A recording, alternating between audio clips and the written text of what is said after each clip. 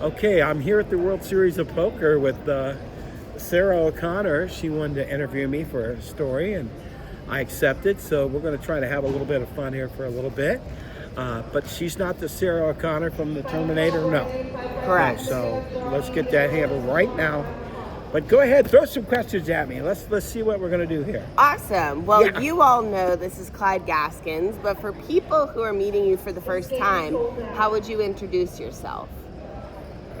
Just a normal, average country boy. Love country music, laid back. All right. Yeah. Where did the Snack Attack nickname come from, and when did it become part of who you are? Okay, that happened at least, wow, man, that might be 3 years ago now. How time flies. Time does fly. How it happened was I was dealing and I pushed somebody a pot, and it was a little pot, and I called it a snack. Here you go, a little snack for you. Here you go. And it just, everyone started catching on saying, where's my snack? And it just kept growing. Nice. And now I have Snack Attack hats and my own YouTube, which is Clyde the Snack Attack. And yeah, I didn't expect that to happen, but that's how But it it got resonates. going. Yeah. Yeah. Do you have any new catchphrases, table lines, or Snack Attack isms people should know about? Well, I will tell you this. It truly comes out of nowhere. All the new stuff, some of the stuff I use over because it just automatically comes in my mind. But I always say snack because that's what they want. Yep. And I give them plenty of snacks. Now, when the pot gets a little bit bigger, I don't call it a snack. I call it a hamburger and fry. And then when I push a monster pot, I call it a seafood buffet. That's funny. So now that they know that, they're always going, I want a buffet, Clyde. Forget that snack. They want a big pot. Yeah. Nice. Yes. Are you having fun? I am. Are So you? am I. Yes. I can't believe I'm doing this again, but yeah. Good. People describe you as someone who lights up every room. Were you always that outgoing, or did you grow into that version of yourself? That's kind of a tough question, but you know, I always try to make people smile and have a good time, especially at the poker table, because not everyone can win. I mean, you have a table of 8 or 10 players, only 2 is going to win. Right. Someone has to lose. Right. And I want them to have a good time losing. I want them to have a good time. So I would say that's the main goal for me, is to deal and everyone have a good time. I hate to bad beat people. I truly do. I hate to cooler them, but there's nothing I can do about it. Right. But I love dealing to people. I just love poker. It's my life now. Nice. When people recognize you now, whether from poker, YouTube, or Queer Eye, what usually do they say to you? Okay, they go, hey, there's the snack man right there. They'll say that. They'll say, hi, Clyde. I've seen your show, loved your show. You're incredible. You're inspirational from going through your quadruple heart surgery, being on, in case you don't know, I was on the show Queer Eye. Yep. So a lot of people don't know, I don't think, when I got on that show, I signed the paperwork to be on the show, and like a week, 10 days later, I had quadruple heart surgery, so I almost didn't do the show. Right. So that was part of what happened and how all this came about, with everybody knowing who I am by being on that show Queer Eye. Wow. Moving on to poker and how it changed everything for you. How did poker first enter your life? I was about 12 years old, and my dad would have people come over and play penny ante. Now we're talking 50 years ago, people. Easy. I was like 12, well, I'm over 60 now. So, and he put me in the game. He put me in his penny, nickel, dime, and I won every time. I just had a thing with math. Poker's a lot of math. It is. And Dad would put me in, and of course, his workers, whoever the guys were back then, say, man, what is this? You got some little shark here? And that's what got me into poker, starting to get poker. But I didn't take it serious yet. But that's what got me liking it. And of course, you win money, hey, now and go buy something. Right. So, but that's how it all started. My dad won it. Nice. And I always play, by the way, I always play penny ante with my mom too. Always. Mom always wanted to play all the time. My mom did. And my sisters would play, Anna and Judy, and we'd play penny ante. And of course, most of the time I cooked them. So, but it was just about having a good time, really. That's what cards is yeah. about. You deal at Aria and the Poker Go studio, of which you're representing today. Yes. Two places connected to some of the biggest names and moments in poker. What does that front row seat to the game feel like? I tell you what, it's amazing. I tell you how amazing it is. If you're into poker and you follow it, especially since the moneymaker, okay? And you have these names you're dealing to, it's such a thrill. It truly is such a thrill. And it's still a thrill today. Yeah. I mean, yesterday, I was dealing in the salon, and the lineup was unbelievable. And I said, what do you guys do? Call everybody, say, hey, let's go do this?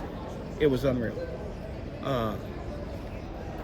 Phil Ivey, Jason Mercier, Wasserman, Albert DeHeer.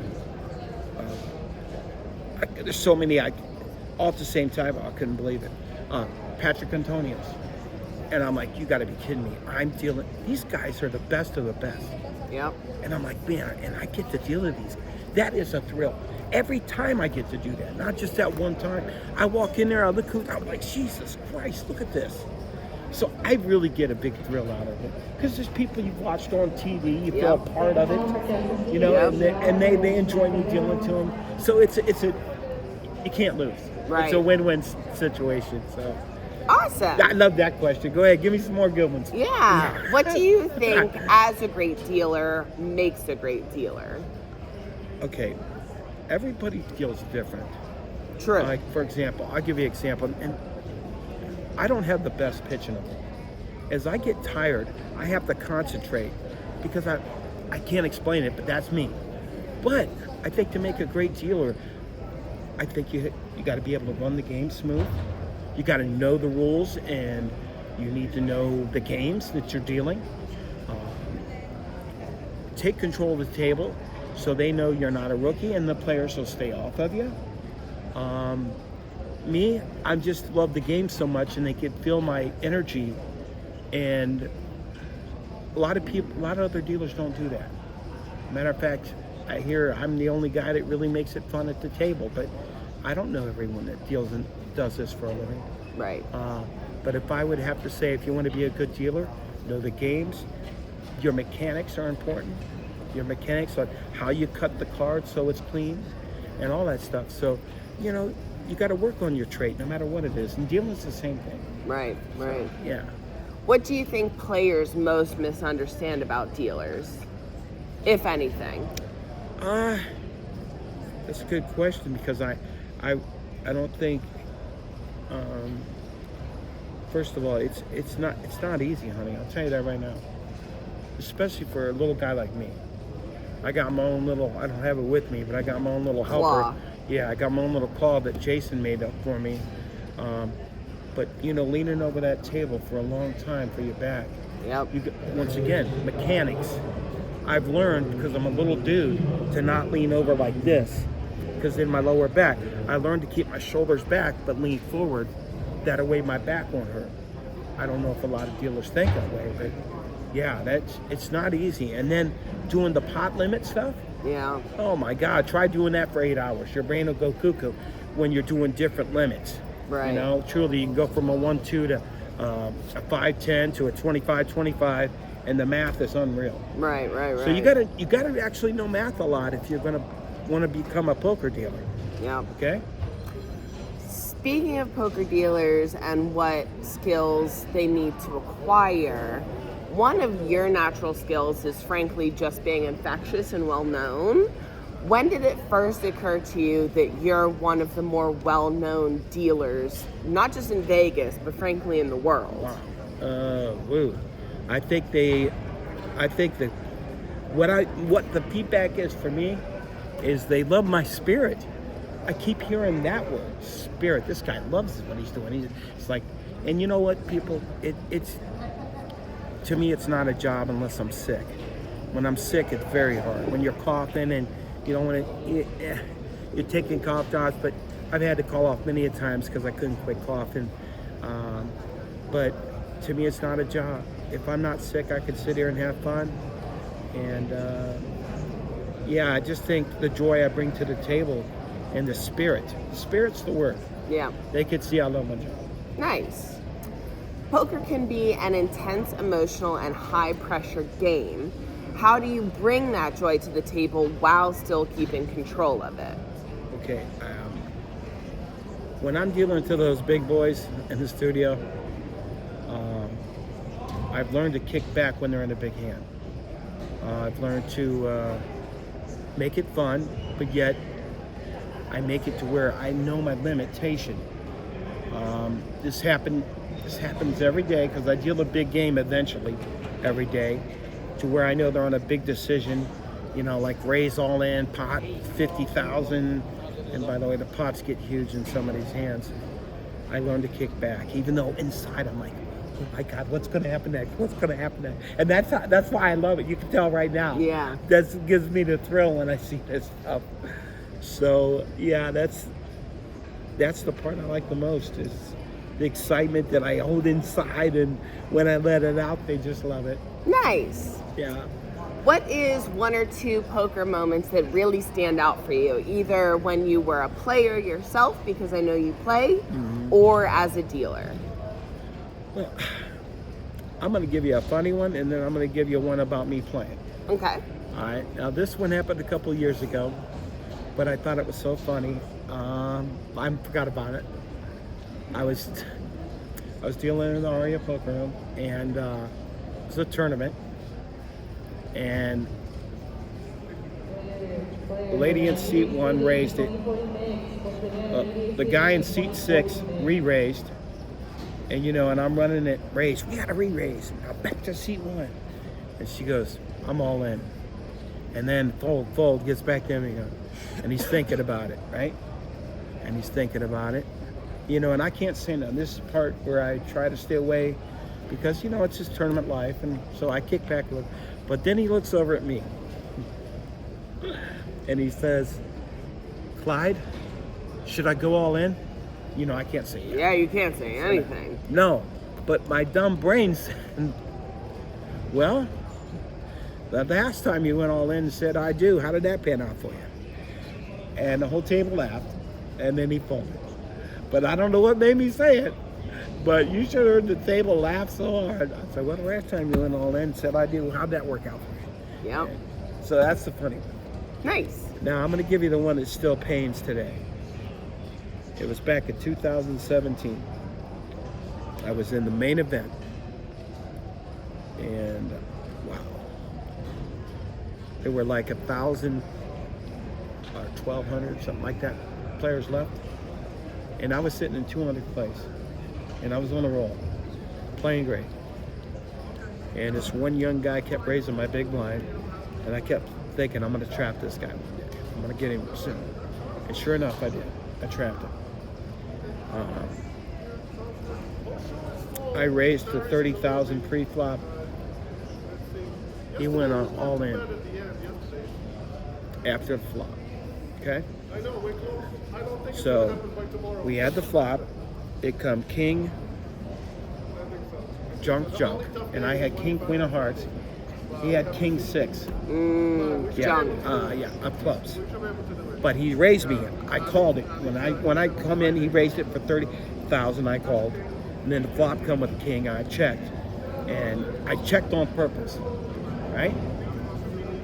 He went all in. I called. I snap called him. And he rolled over king 6. I had king queen, and the river comes 6. Ugh. Now the pot was over 800,000 in chips. It crippled me. I didn't knock me out because I had more chips in him, but it crippled me bad, and it was a killer. I mean, because now I had to change my game. I had to play a little tighter. But I outlasted that guy. I had to sit there and watch this guy give away all the chips he stole from me. Yep. And I hung in there longer than him after he done that shit. Yep. But, I still think about that. I'm hoping to play the main event. Matter of fact, I know I'm going to play the main event this year. Nice. So, think I'm going to do really well. I mean, I think I'm mentally ready. But, you know, that was a killer. I mean, man, you only got, what, 1,200 players left? And I'm among the chip leaders until that end? Yep. Matter of fact, in that same one in 2017, folks, I played day one of the main event that year, and I doubled up right off the bat. I flopped a set of nines. The blinds were 75, 150 then. And I limped in and called. The guy raised to 1,500. I had pocket nines, I make the call. That's a pretty big raise when the blinds are 75, 150. And then the flop come 4, 5, 9 with 2 diamonds. And this guy shoves all in for the whole tournament life, which I couldn't believe he did that. Yeah. And I'm like, God damn, I can't fold this. I got top set, no way. I thought about it, and I looked over at the dealer and I said, hey man, no diamond. Because there were 2 diamonds on board. I thought he had ace, king of diamonds. That's what I thought he had. I said, no diamond, I called. And he rolled over 2 queens. And I'm like, I got him right where I want him. And sure enough, the river come a jack, but wasn't a queen, but it scared the hell out of me. And then I look up at the board, they used to have the chip leaders up there. And there was my name in second place in the main event. So that's another good memory. That's Yeah. pretty neat. Nice. Well, I hate to kind of pivot to a darker time, but I think it's really important to humanize, you know, who you are and the entire poker experience. So moving on to COVID, survival, and found family, what was it like being a poker dealer during COVID? Horrible. Yeah. Horrible. A lot of reasons. A lot of players wouldn't play anyway and come out and play. So we weren't very busy. Wearing a mask smothered me. I didn't like that neither. And then we had the glass. The glass up. Yep. So, I mean, we had to work. Right? We had to work. That's okay. I had that too not long ago, honey. I had the same thing, dear. I hope I didn't give it to you, matter of fact. But, yeah, the glass, you know, the mask especially, because you sweat. Yeah. My Lord. So, but you know what? I'm glad it didn't last forever. Yep. I don't think I would have kept dealing. Yep. Wearing a mask, smothering myself. I'm like, can't even, and you know, I talk a lot when I deal. So that was another thing. Yeah. The more I talk, the more I covering up. It's like someone smothering you, trying to kill you. Right. But you know, I'm glad that them days are over. Yep. And I don't think that'll ever happen again. Knock on this. I hope not. You know it. Awesome. Poker is at its core a social game. What did it feel like when the world suddenly stopped, especially as such a social, extroverted person?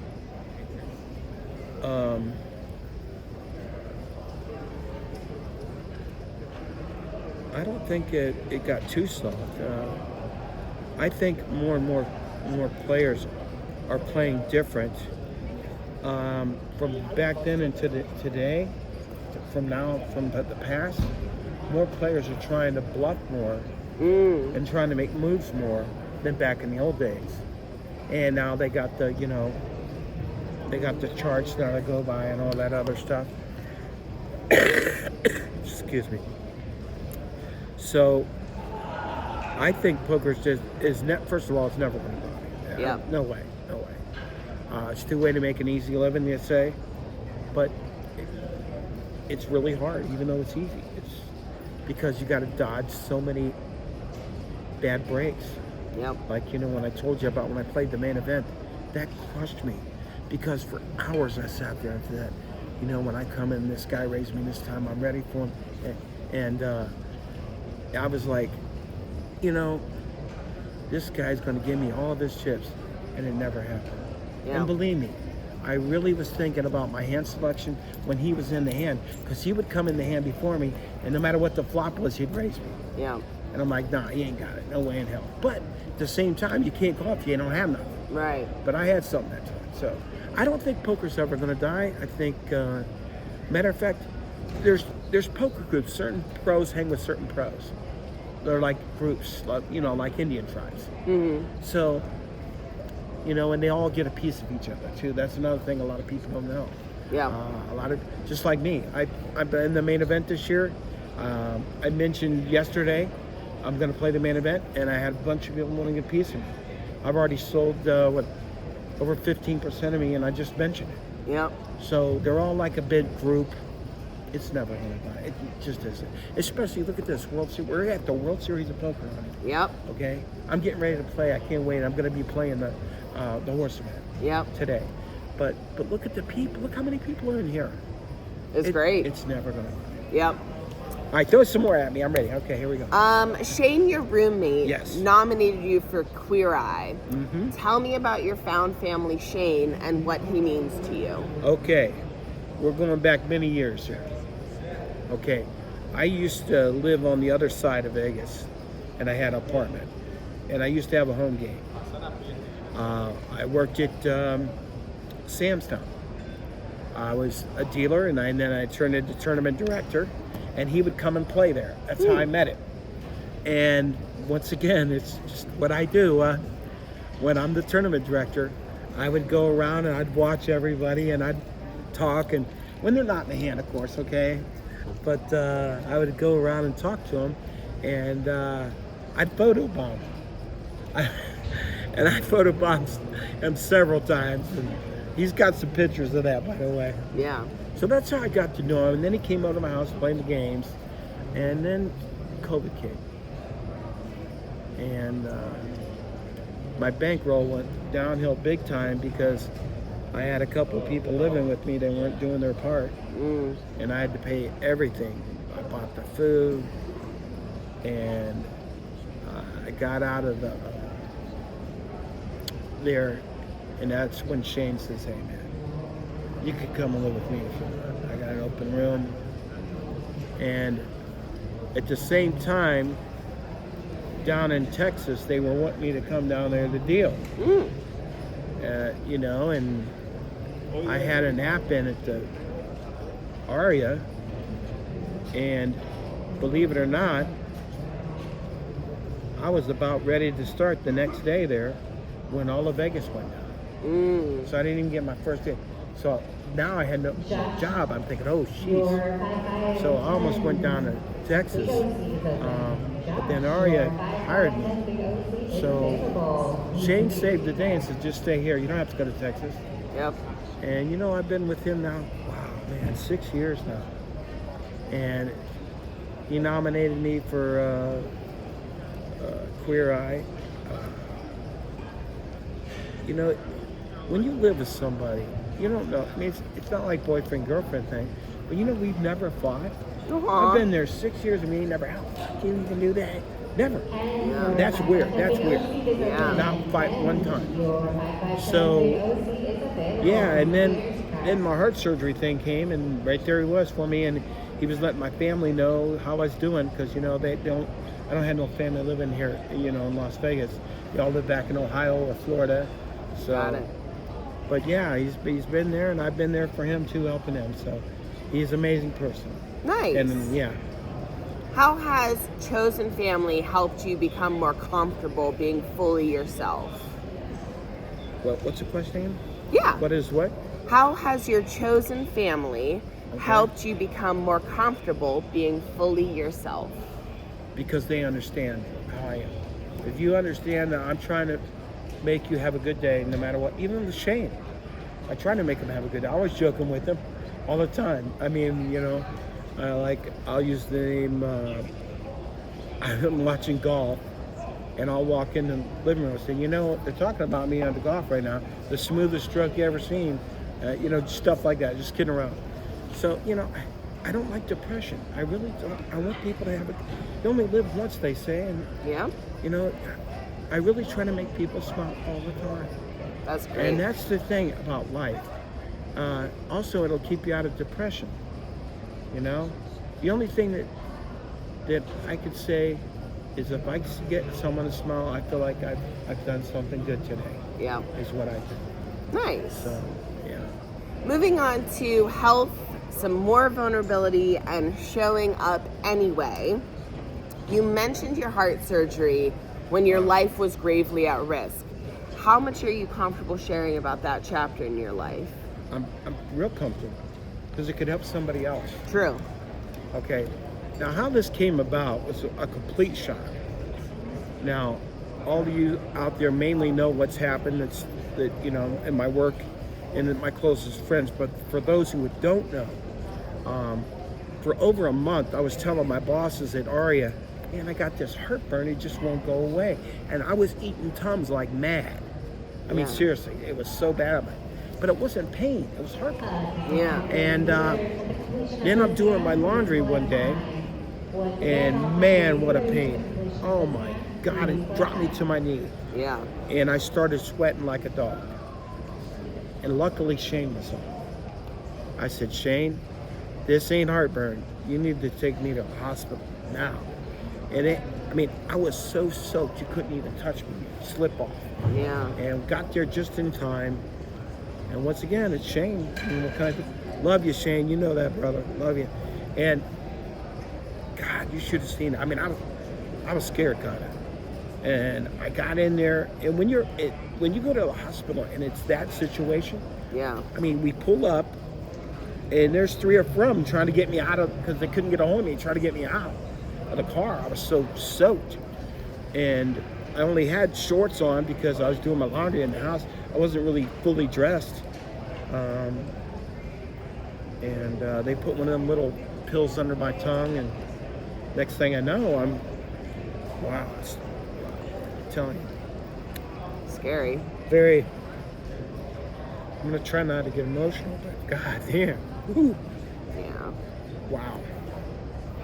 Next thing you know, they're going up your leg and you're laying there on the table, and there's like 4 heart doctors in there, and they're talking, and there's this big screen TV, and they got this pointer. Yeah. They're going, it's there, it's there, it's there. I'm like, what's there? Because he's blocked there. He goes, we could stent that. No way, look at this. They're talking like this, and I'm laying there, Yeah. awake, seeing it. And he goes, no, he needs a bypass here. And next thing I know, I have to get operated on right away. Oh. And then I was in ICU for 3 weeks. Unbelievable. Yeah. 3 weeks. And just like when I went down to get operated on, I asked the doctor, how long is the operation? He goes, well, you should be out around 12, 1 o'clock. I said, all right. So I went down there at 7:30 in the morning, and when he told me that, they put me out. And I never got back to my room or woke up till like 9:30 at night. I'm like, wow, I went more than 3 hours. Yeah. And the reason why is because I had blockages. I had 1 on the left side, 1 on the back, and 2 on the Widowmaker side. And I assume that's why it took them so long. I don't know. But wow, what a life changer that was. Yeah. And I'm a lot stronger now. I eat way healthier. Yep. Lucky to be alive, I guess. Yeah. Thank you for sharing, honey. Huh? Thank you for sharing. Well, it's very, it's still, you just wonder why, but I had no clue. Once again, no chest pains, just heartburn. Yeah. Until that one chest pain that brought me to my knee. Right. But it was like heartburn, and it wouldn't go away. Yeah. I'd take Tums and it still wouldn't go away. And I don't like going to the doctors. Yeah. A lot of people are like that, I guess. So, yeah, but I made it through it, and I had a lot of people come and see me. It's amazing how many people came to see me, by the way. Mm-hmm. Amazing. A lot of the big time pros came and seen me, and it really touched me. Shane was letting my family know how I was. It was one hell of an experience to get back to where my health is. I went to what do they call that? We help you get back. Rehabilitation? Yeah, I went to rehab. But I feel strong, feel good. Good. Good. Yeah. Well, you've also dealt with a bone disease too. Yes. What has that experience taught you about your body, your limits, or your resilience? Well, tell me this about people, because everyone has problems. Okay, everyone does. we don't get to choose who we really want to be. And I was dealt with this. It's a calcium disease where bones break off in your growth plate and get extra bones. Unfortunately, my son has it too. I don't know why I got it, but you know, the handicap of that was me just being Oh, short. we went to Red Rock Basically, Grill. short arms, short legs. But what about the people that got worse? Yeah. So I think that too. You know, what if I only had one arm? Right. What if I was blind? What if I couldn't hear? Right. So maybe I got away okay. And I think the reason God does this stuff is for people to learn, you know what I mean, and deal with this kind of thing, Yeah. no matter what your handicap may be. Right. You know, the reason I have my stick, I don't have long arms. So, and they let me use the stick. I use the stick at my other place, but boy, it's a lot easier than trying to kill myself. I don't even know if I could deal if I could use that stick. Right. It would wear me out totally, especially with my age. Right. So, you know, the bone spur thing, yeah, it's, I don't mention it, but I hurt sometimes. I just deal with it. But, you know, I try not to let nothing kill my spirit. Yep. That's all. I Good. just got to go on, Good. no matter what happens. People often see the bright, funny side to you. What, if anything, don't they see? The loneliness. The loneliness, believe me, that's the one thing that kills me. I'm dealing with it the best I can do. All this stuff gets in your mind, and I mean, a lot of people say, "Oh, stop it, Clyde, you're fine." You know, as far as like, I feel I used to be very good looking, and as you get older, you don't look The same. you look in the mirror, you're like, ah. Now, going on that show, they helped me a lot, honest to God. They got me thinking, okay, I'm fine. Yep. Especially when I'm dressed in my hat. You don't see my bald head, I guess, I don't know. But that's the hardest thing, is I feel it used to be so easy, and then again, having your heart broke, Yeah. now you're afraid to try to get involved with somebody else. And now here's the situation. I've been single for so long. How am I going to deal with that? Yeah. I mean, I know how to cook for myself. I clean myself and all that stuff. You know, that's another thing that hits in my head. You know, what if they don't understand I do this for this reason? I don't do that for that reason. And they go, well, you can do this instead. That might be better, but you think it might not be. And I don't want the conflict. You know, I've never argued or fought with any one of my girlfriends or my wife. Wow. Ever. Wow. I didn't want that because I think it would tear the relationship. So, and then after what they've done to me, for years I didn't even try to get nobody. I didn't care. But now we're older and we're kind of lonely. Yeah. You know what I mean? I do. And I've done nothing wrong to them. Yeah. Honest to God. So it's just part of life you deal with as you get older. You don't know when you're younger how it's going to be. You don't know. And I just try to make every day for other people to have a good time. And I just live with that part of me that they don't know about. Now they do, though, of course, but doesn't matter. I just got to deal with it. Yeah. I mean, everyone goes, oh, Clyde, everybody likes you. Clyde. Did you hear what you just said? Everybody likes Clyde, but love is different. Real love is different. Yeah. Okay, you can throw another question at me. Go ahead. Yeah. Yeah. I mean, Well, you mentioned the Queer Eye and self-love and being seen. Yeah. What was it like being featured on the show? awesome. I mean, I'm going to tell you, it was a great experience because they made you feel like you're the man. I mean, and you're sitting there just getting through quadruple heart surgery. I have my own nurse 24/7. Yep. I had my own go-getter no matter what time of the night. If I wanted something, I called him up, he went and got it. Whether it was food, one time I think I ran out of toothpaste and he went and got it. Nice. The experience was really phenomenal, especially with the nurse 24/7. Because remember, I just got out of the hospital. Within a week, we start taping after kind of, Yep. and I was winded and everything. So every time we'd get action, which I still get a kick out of saying action, So I'd get talking, I'd get winded, and then the nurse would go, what do they call that? When you want to stop the... Cut. Yeah, cut! Can't you see? Can't breathe. So I got a kick out of that. So I tried not to get too winded because I knew she'd say cut, and then I'd start laughing. Then I couldn't breathe because I was laughing. Yep. But I just thought that, can't you see? He needs to breathe. He's losing his wind here. I really got a kick out of that. The whole experience, really, the guys, every one of those guys are good. Yeah. And I learned a lot from that show. Yeah. Like Tan, the guy who does the dresses. Mm-hmm. I mean, we went to this place where they measured me. And they made me up some clothes. And when they measure you like that, I'm telling you, I don't know if people know about this, but it was like I wasn't wearing nothing.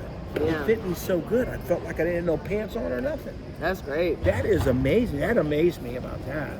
Yeah. And then, just every one of them. I mean, the black guy we talked all the time, Kareem, I forget how to say his name, but all of them were great. The producers, the girls were great. They came and see me multiple times when I was in the hospital. That's very sweet. And they said, if you didn't want to do the show, Clive, we can rip it up. And I said, well, I really wanted to do the show because of my YouTube channel. That's the main reason. Not for all the clothes and fixing up the house and all that stuff. I just wanted my YouTube channel to be pretty good. Yeah. And by the way, it's done real well now. But yeah, I still can talk to those, and it was just great.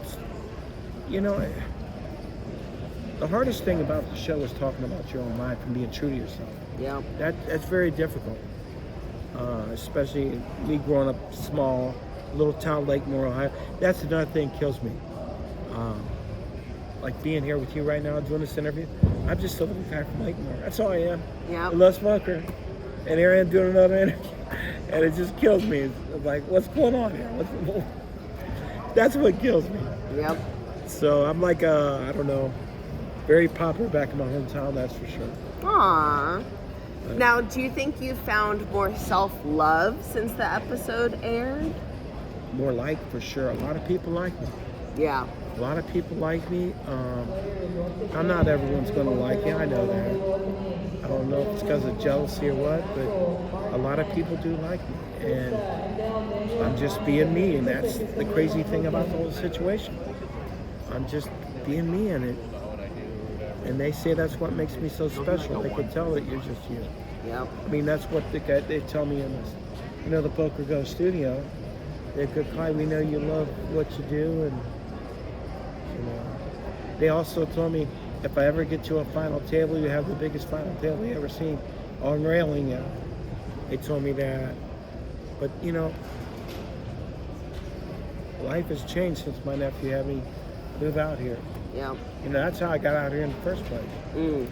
My nephew knew I was kicking ass in Ohio. He goes, man, you need to come out here to Vegas because he lived out here. Yeah. And he says, you need to come out here and learn to deal professionally and play.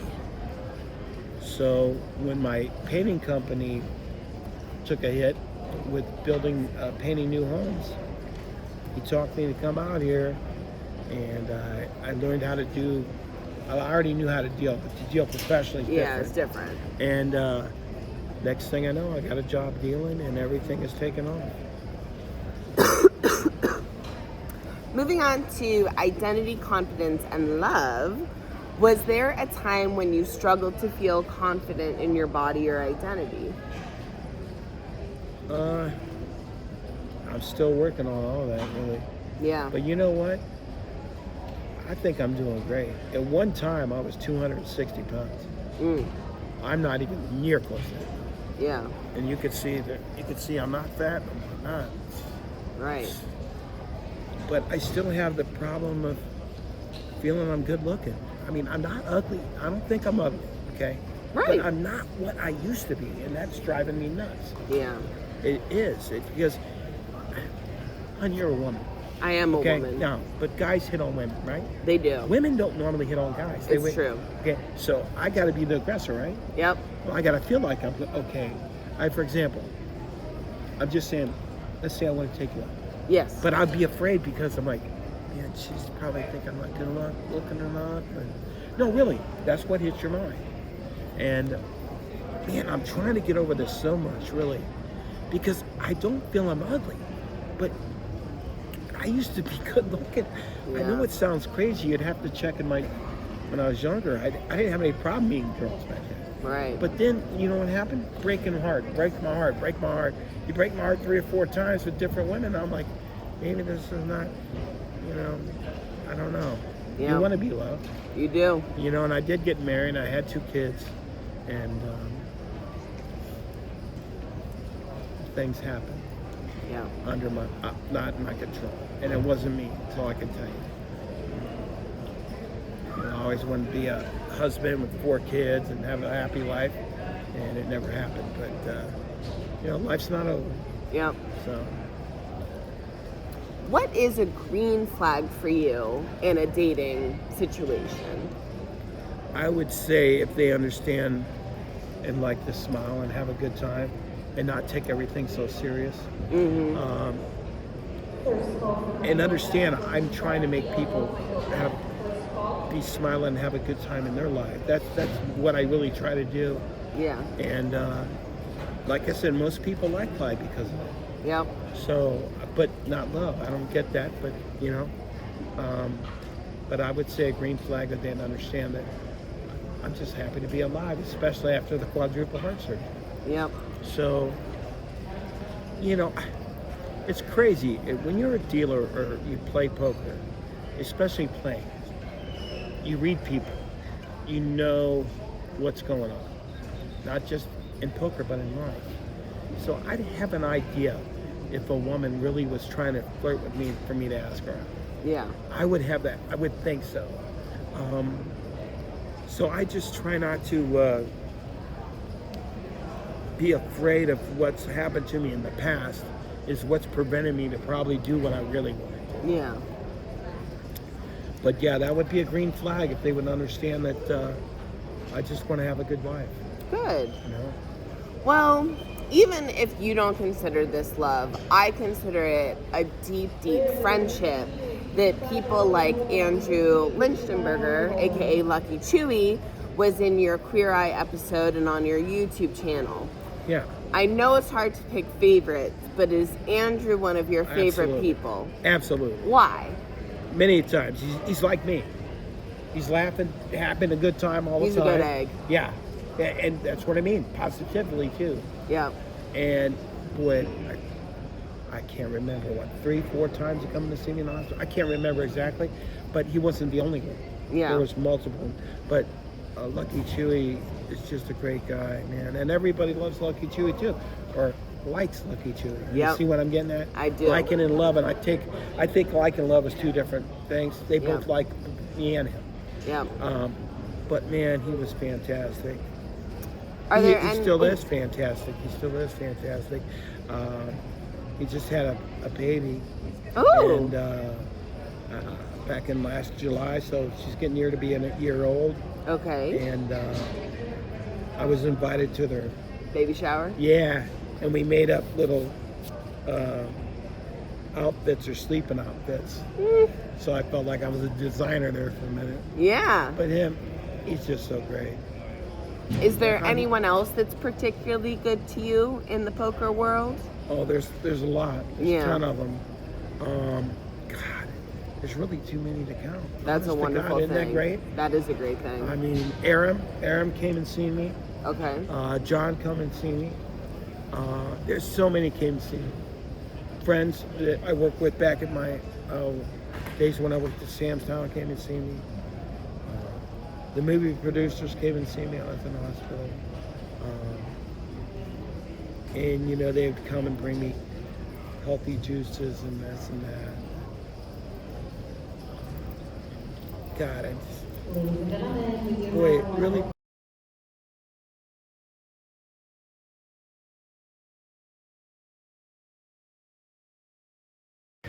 I'm almost speechless. Truly, I'm not Yeah. kidding you. It's totally amazing. Yeah. Tell us about your YouTube channel and Snack Attack podcast. Where can people find you? Okay, that's a good question. Thank you. Yeah. And shout out Poker Go too. I will be doing that. Yeah. First of all, my YouTube channel is Clyde the Snack Attack Gaskins. What's on there is some skits. I give a few lessons about poker, and also I have the biggest names in poker come on my podcast.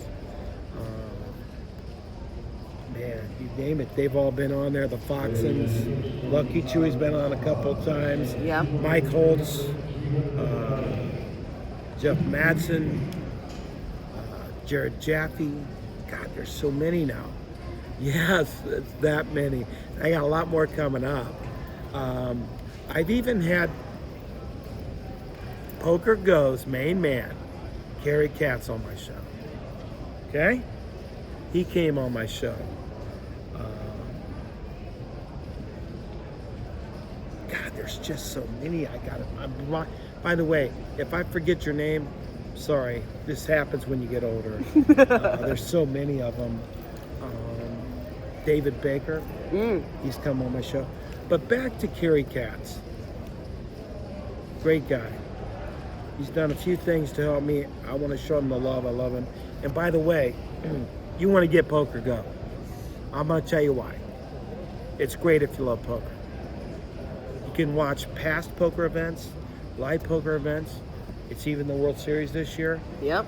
And guess what? If you sign up for Poker Go today and you use the code SNACK30, you'll get $30 off the prescription.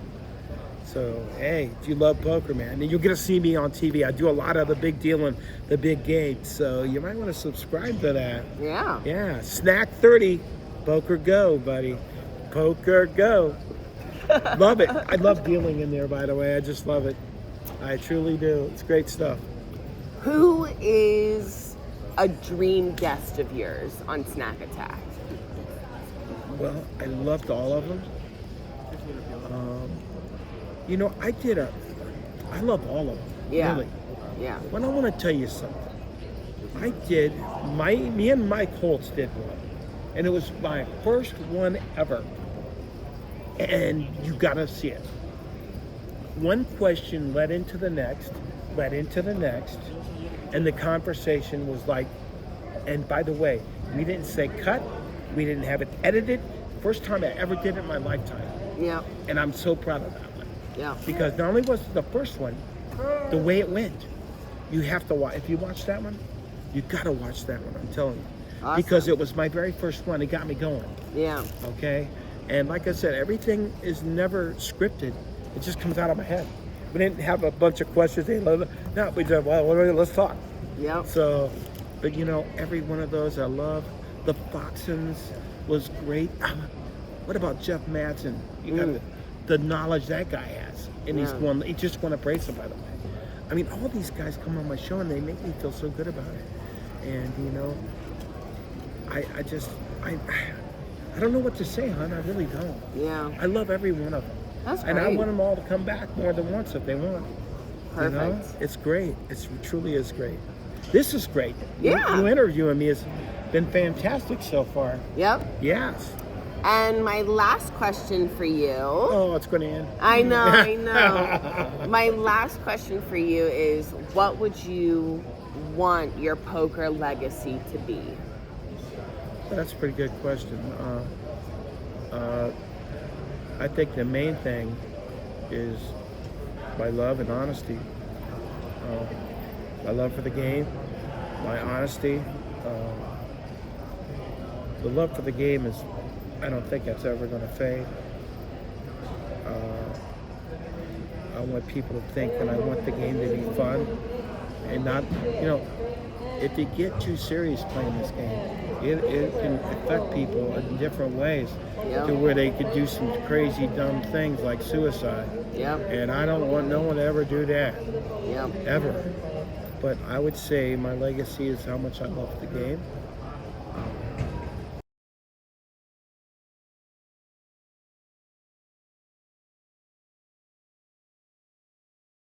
I'm more than welcome, believe me. I would be doing the funny side though. I guarantee you would enjoy it. I do it every day at work and the table, and they seem to. Matter of fact, I dealt to you. What Yes, did you you think did. about It was that? great. It was great. Yeah. You see how the table liked it? Yeah. Okay, so and that's what I want. Yep. I want people to enjoy their time because, like I said, only 2 people out of 8 or 9 Get to win. can win. And that's in a cash game. Yeah, right. So I want them to enjoy their time with me, and I want to enjoy time with them too. Yep. So, yeah, the game has changed my life a lot, especially being on the show Queer Eye, because everyone around the whole world, I didn't know Queer Eye was. I got people coming from other countries to see me, Right. another picture with me, Right. and I'm not making this up. I'm telling you the truth. This Right. is crazy, and that's how everybody knows me. Yesterday, I'm dealing the tournament at work. This guy's sitting by me. He goes, Clyde, he goes, you're famous in Florida? And I went, what? How's that? I've never been there. He goes, Clyde, you're all over live stream, man. Everybody knows who you are. Yep. And see, I don't check that out. I'm too busy working. I don't really know that.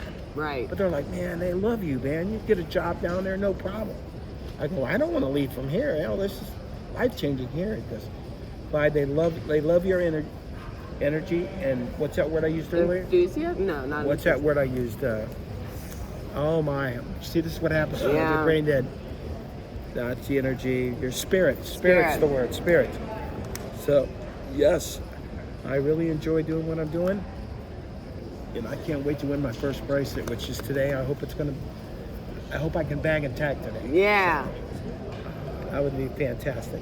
Well, thank you so much for having me on your show. Thank you for wanting to interview me. I appreciate Yeah. that. I really do. And once we get this all edited and stuff, we'll let the whole world know about it out there. Yes, we will. And I want to say one more thing to all the people that follow me out there. And it's really touching how many people are following me on my YouTube and saying hi, Clyde, hey, Snack Man, all that stuff. Really, it makes my heart warm. And I want to thank all of you for caring about me and following me. Okay. All right, it's been wonderful, honey. Beautiful. Thank you for the request. Anytime you want to do it again, we'll hook up again. Okay? Awesome. All right, Thank everyone. you. Well, we want to thank you for listening. May God bless you all, and you all have a great day. Thank you. Thank you. Really nice. Oh, that worked.